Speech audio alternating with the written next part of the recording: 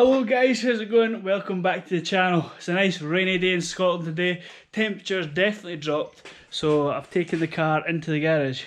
Yep, the Mara's out the garage, the RX7's in the garage. So in this video today we're going to carry on with the DCT conversion. Been waiting for bits for ages from the post days, so that's the reason that I've not been able to get some more content out in this thing. But today we're going to do some fiddly things like mount the throttle pedal and mount the shifter, and then we can see from there if we're going to start on the wiring. Right, so we're in here. God, it's a mess. We're going to have to get some sort of other shield here. Maybe we have to make one out of fiberglass, but still got the power tune dash, still got this, and I'll put my AFR gauge up here, although it'll all be done by the ECU now, to be honest.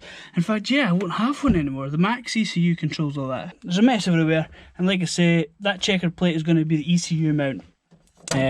So what I've done is I've made this plate here just to cover up the old transmission tunnel.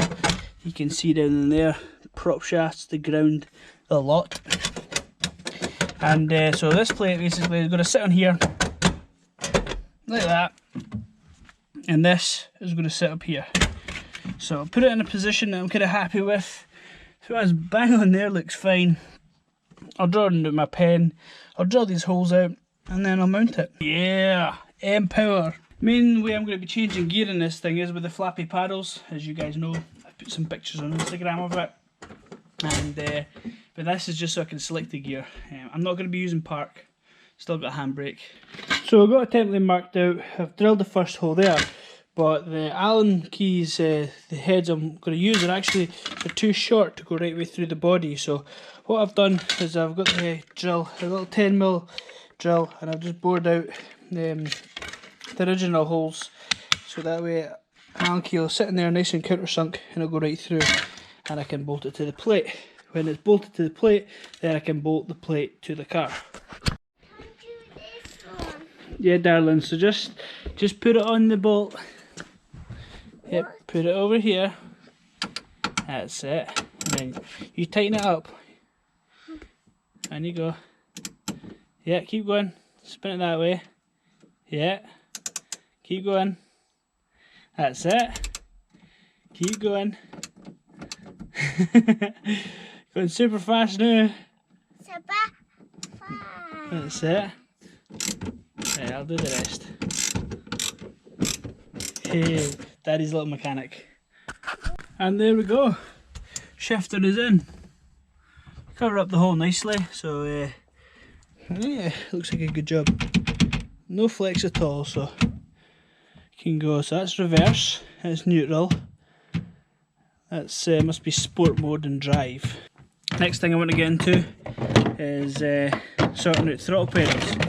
What we've got down here is this is the standard RX7 one, and this is actually an RX8 one, I'm sure, and this is off a Nissan X-Trail. So this is the TPS I'm going to use.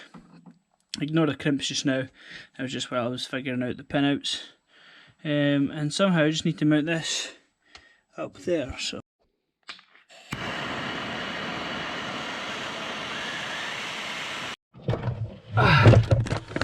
right, so here we have it.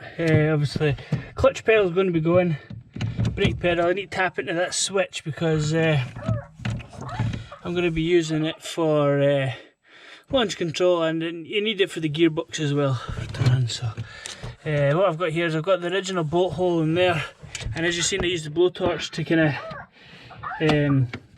bend it to the right shape. So it's a nice travel, it's got plenty of room, it's not snagging on anything.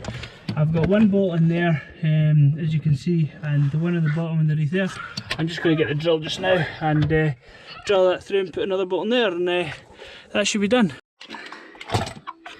Right, so that's bolted up there now with an extra bolt, so everything's perfect. I'm really happy with that actually, it turned out nice. So yeah, I'm going to whip out this clutch now, and probably I'll I can still get to the plug at the top. Oh yes, easy, so that's good. Nice serviceability, and yeah. What is that noise? Horse. Oh, it's a horse.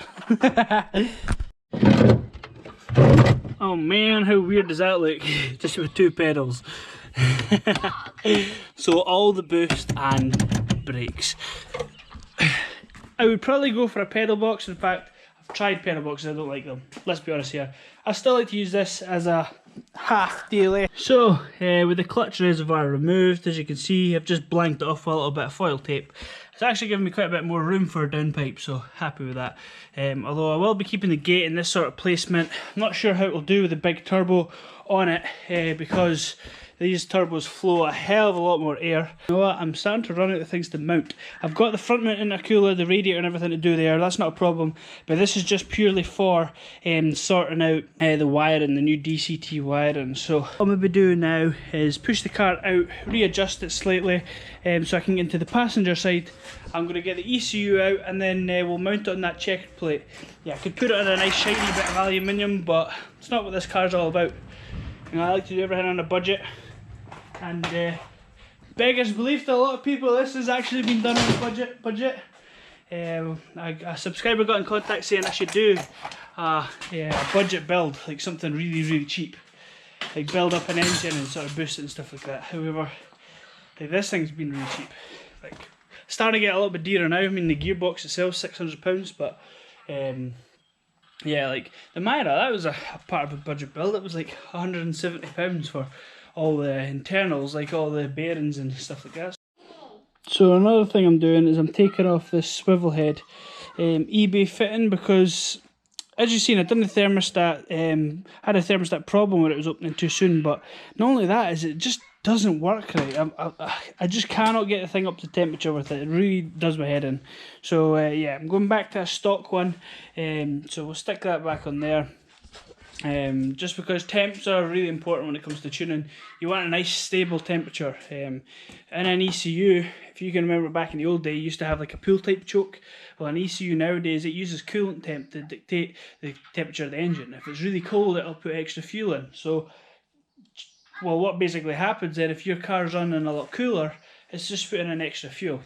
So it's very hard to tune the car to a perfect AFR if your coolant temps are wandering around the place. So to have a nice coolant temp, stable temp, it definitely helps with the tuning. So if we look here, this is on my spare engine, the spare K20. Off here, the coolant thermostat housing comes down and points down this way. Now my engine mount's here, so yeah. Here's a little tip for you guys that are doing the same and you're figuring that this is going to hit onto your engine mount. If you use a Honda CR-V one, points up the way. I have plenty of room for you to get your coolant pipes in, and just up straight off here and just loop it around into the front of the car. Then I'm going to mount this little bad boy on here somewhere. I'll probably mount this here. I'll probably have some relays in here as well. Just fuel pump, fan, etc. And it should be golden. So yeah, I got a little bit carried away. Now the missus wants me in the house. So I've got the intake manifold back on again. Ready to go with the RX7 throttle body. It's an absolute beast. So I could pretty much fit my whole hand in that thing. So 83mm inside diameter. But as you can see now, clears everything. There's no issues there. So yeah, I'm looking forward to working with that.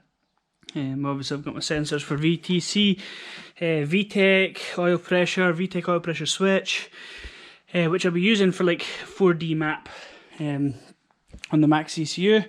And I've also put in this pipe here. Let's see it, I'm coming off of the thermostat housing and I'm coming up, round and down this way. So now I have 1 and 2 of my pipes. All to the front of the car. So yeah, looking good. As for radiator and intercooler, I'll show you, these are huge. Yeah, so in here I've got the fuel cell. So this fuel cell is 20 litres, which is quite small, but any long journeys I'll just take a jerry can. Just because the stock one is so wide, you know, it's the full width of the car. If you have a little bit of fuel, it sloshes to the other side and causes fuel starvation. Whereas this is a nice, you know, quite a deep tank, so it's not going to slosh about too much. This fuel pump here is a Bosch, is it a 540? Bosch 540, BR 540 I think it's called. So that'll do probably near 900 horse, just that single pump. So I'm going to mount that inside the tank and run the cables out. And I've got the radiator here. It was huge. It's actually wider than the chassis legs of the car, so I'm going to have to cut that down, make it a little bit narrow and fit it right down there. I'm not going V-mount this time, I'm going front mount because it's better for drag racing really. V-mount kind of heat soaks a little bit. There's a wee Daihatsu Miura one. And yeah, so this is the intercooler. So this thing here is 5-inch thick, absolute monster of a thing. So I think it's from a GTR, R34 GTR. So, and if you can see in there, it's a nice high flowing type. So that'll be good for keeping all them air temps down. You know, the denser air the better. We like dense air. It just makes more power. Just need to stick things back together again. Like I say, the ECU and the loom, I need to make a start on that. I was going to do that today, but I've got distracted. So I've got the ECU here, and we're going to mount it up in here on a plate. This guy I'll mount up in here, which will be nice. And I'll get the ECU just bolted on to the side, and some nice relays. It's a solid state relay, and I'm going to use it for controlling the fan for the gearbox to maintain a temperature. Just need to start bolting things together and getting some time. Time's the main issue. I've also got these clamps as well to use. I'll give them a shot, we'll see what I like, but this will be basically here. So I've got one there, I'll have one on the turbo side and two in the intercooler. Just for quickness, these are the eBay ones. They're not like movable or that, so be interested to see how they perform. Double O-ring inside, so they're going to seal mint. Anything really with an O-ring is going to seal good. And obviously spoolie boy, need to get this welded on, same as the last one, and then that onto there. Nice. Anyway, guys, thanks for watching. You stay classy, take care, and yeah, we'll catch you in the next vid. Cheers.